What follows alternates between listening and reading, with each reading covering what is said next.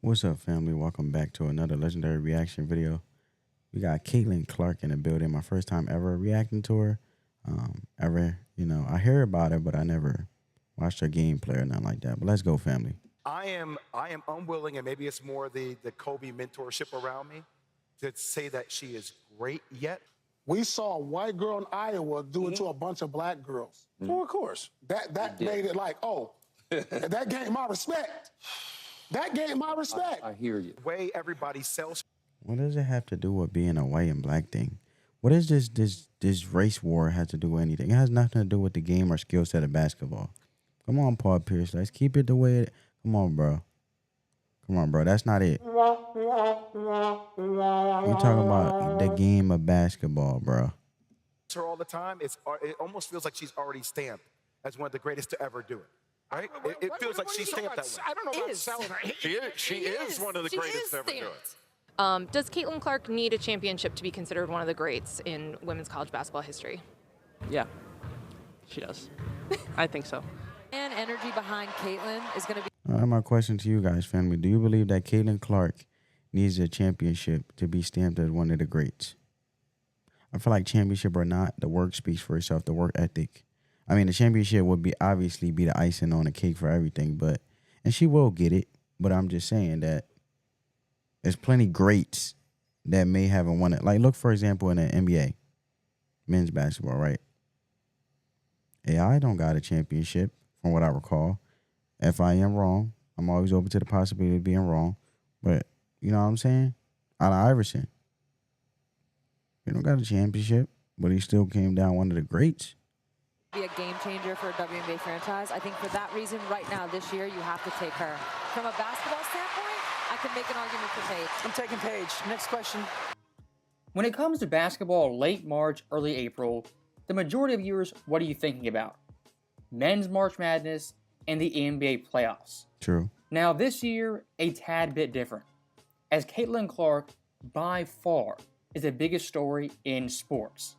In terms of... I feel like Caitlin Clark actually brought eyes to the WNBA because nobody was checking for it. Obviously, you got Angel Reese, but Caitlin Clark was the first, I feel like. Comment down below how you feel. But I feel like she came before Angel Reese. You know. Hype, anticipation, just general energy. The only thing comparable to this in my lifetime is Steph Curry in 2016. As both Steph and Caitlin during those time periods transcended their sport and brought numerous new fans to the game of basketball. And Caitlin Clark is so box office. The Indiana Fever, who's going to Las Vegas Aces are moving to a 20,000-seat arena to accommodate Caitlin and the Fever. get drafted to. Their opening game next season already had to expand the stadium from 12,000 fans to a whopping 20K. I mean, this girl hasn't stepped foot on a WNBA court and already going to be selling out stadiums with 20,000 fans. I mean, look at that LSU-Iowa game. A whopping... March Madness, Iowa's win over LSU draws 12.3 million views to smash record for most watched NCAA women's game. 12.3 million viewers, the most ever for a women's college basketball game.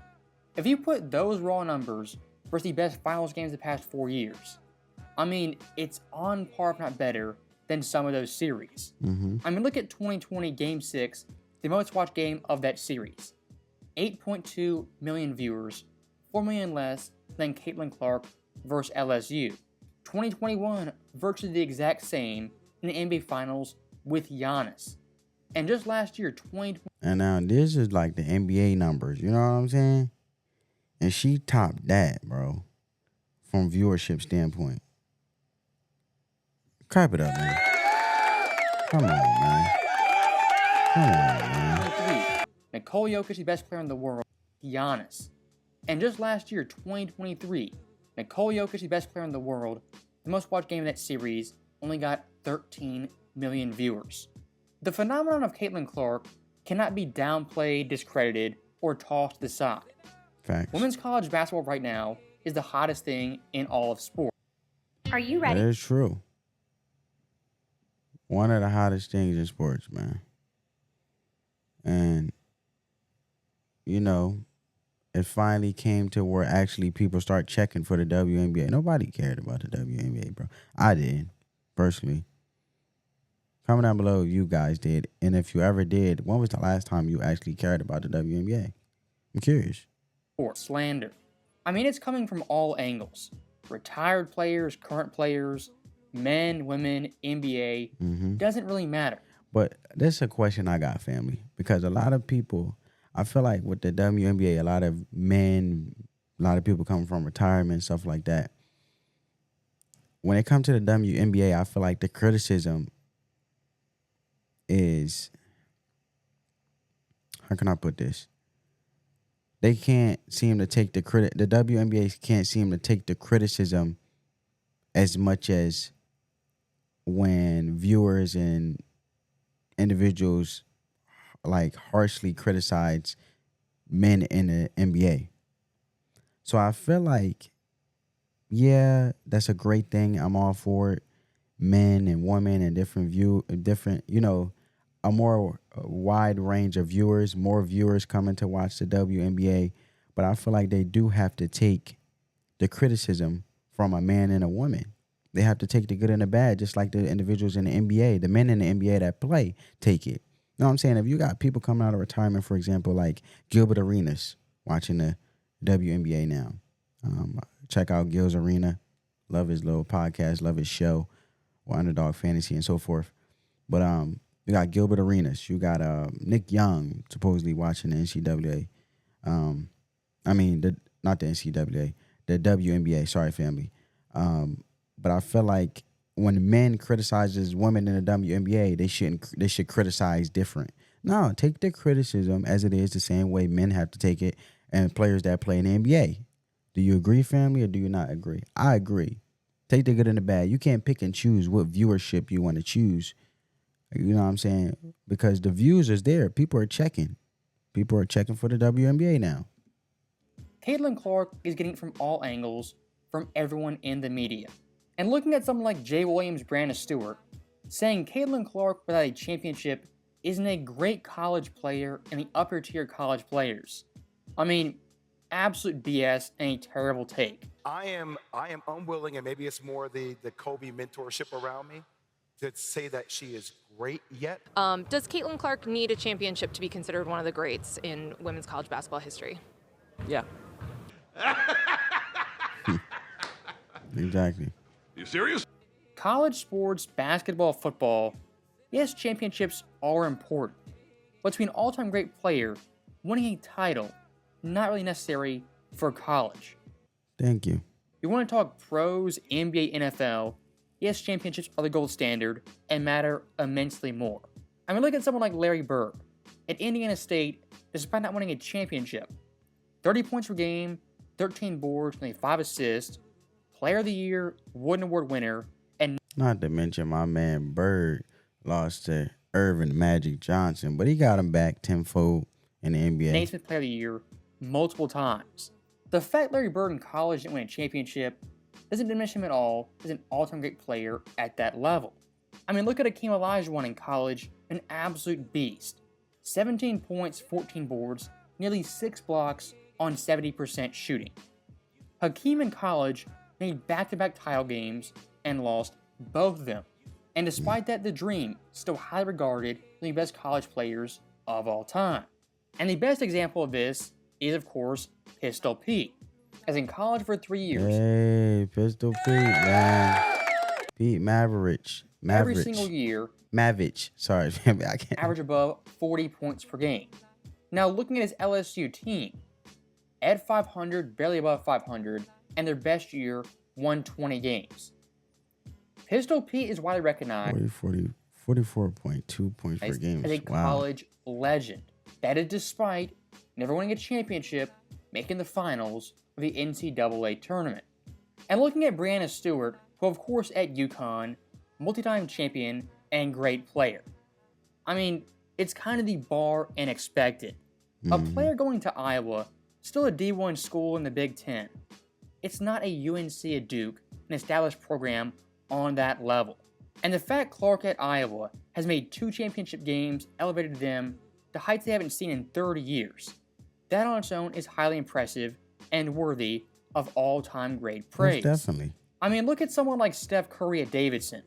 What he did in that tournament was unprecedented. And of course, Steph in college, well, didn't win a championship, can't be a great player. Absolute BS. Long story short, Caitlin Clark is an all-timer in college. Doesn't matter men or women. She's up there with the best of them. And like I said in my previous video, when it comes to former players, current players in the WNBA, already starting to see little signs of jealousy, resentment towards Caitlin Clark and the attention she gets. And let's be honest, if you're a WNBA player, an all-star, really good player, one of the top tier superstars, seeing a girl come in who's Yeah, that's what it is. Seeing an individual come in with all that publicity and all that, you know, you've been in the WNBA already, and they just want to come in, somebody to come in fresh with all these eyes. It's like, yo, but, you know, if anything, it's just respect. It shouldn't be jealousy. It just should be, it's a good thing for everybody, bro. If anything, you give your respects, gratitude for it. They're bringing more eyes. proven with tons of hype, it might rub you the wrong way. If history is any guide, the No, it'll rub a hater the wrong way. WNBA always finds a way to screw things up. And the path this could go down. A lot of the players, the superstars, they won't embrace her and they resist the change of Clark in the face of their league. And why they do that is out of jealousy of the spotlight for themselves. Now, best case scenario, Caitlin Clark comes in, is embraced, promoted, rightfully so, and performs to her level. That is the best case scenario, the WNBA. But I still have that little bit of doubt in the back of my mind. The players, the league, just won't embrace her the right way and won't market her to her potential. And looking at Iowa's last game versus UConn, of course, the controversial offensive foul, the illegal screen. On ESPN, here's a reaction to that illegal screen in real time. What an unfortunate time to call an offensive foul. What? I want to see a shot at least. Just know how to ruin the game. Oh my god, that's terrible.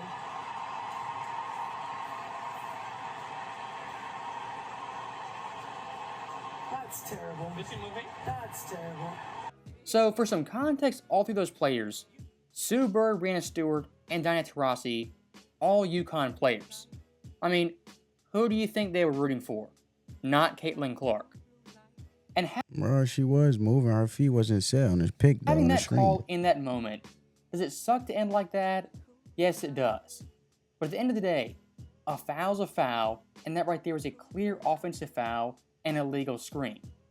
Maybe it's just me, but looking at social media, ESPN, the mainstream sports network, whenever Iowa's playing, there's tons of fans rooting for them to lose and fall flat on their face. Versus LSU, tons of random LSU fans coming out of the woodwork. Versus UConn, the exact same thing.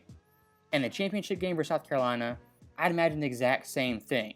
What this all stems from is jealousy. Yep. The past players who didn't get the spotlight, never got recognition, are jealous of Caitlin Clark and the spotlight she has. Most definitely. Now here's the thing. When it comes to women's college basketball this year, it's peaked and gone through the roof. It reminds me, it's like that new young worker or employee, right? Fresh, you know, highly talked about in a respectful way, had the credentials, great at what they do. And you got that older individual who just resists change, like, oh, you think you better than anybody, you know, because they're older. And, you know, a lot of people resist change because they feel as though it will overshadow their potential and may possibly push them out. You know what I'm saying? To weed out the greatness. Next year, they're not going to be pulling 12 million viewers for an Elite 8 game. At least I don't think so. Maybe 4, 5, even 6 million. But the ratings this year being so absurd is due to one reason. Caitlin Clark and her overall phenomenon. Not putting too much pressure on one player, but the fate of the WNBA rides on her shoulders. In the coming months and years, we'll see how that goes. So that right there is the end of the video. As always, thank you guys for watching. Hope you enjoyed it. I'll see you next time. Oh, family. Do you feel like Caitlin Clark will carry the WNBA? Is she already doing it? Comment down below. I'm curious. Hope you guys enjoyed this video. Let the love supersede the hate. Spread that peace, love, and positivity. And until next time, family, peace.